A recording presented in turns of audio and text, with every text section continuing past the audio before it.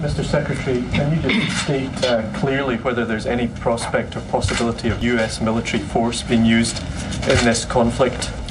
I don't see any prospect for the use of military force by the United States in this situation. Is that clear enough?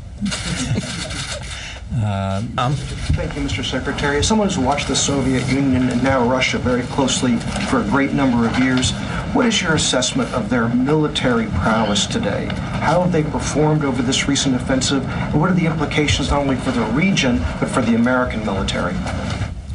Well, first of all, they clearly had a great advantage in having superior air power and a lot of force that they were able to bring to bear. My own view is that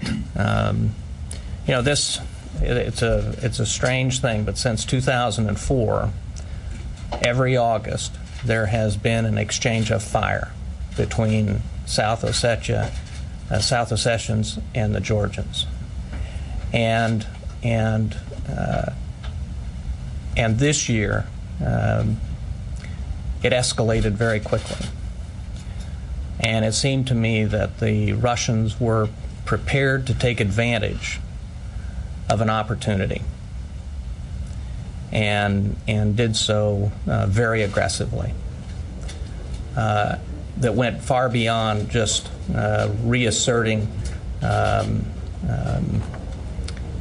autonomy of Abkhazia or their view of the autonomy of Abkhazia and South Ossetia, but to punish Georgia. And for more than just their part in the annual exchange of fire, but rather, I think, to punish Georgia for daring to try to integrate with the West economically and politically and in security arrangements. I think that the Russians'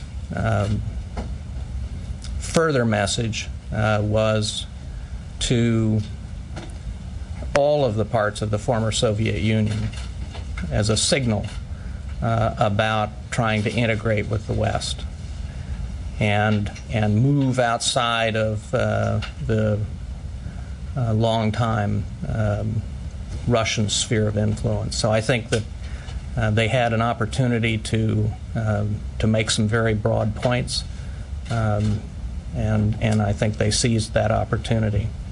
I think we'll have to, how they actually performed, I think we'll take analysis at a little greater remove.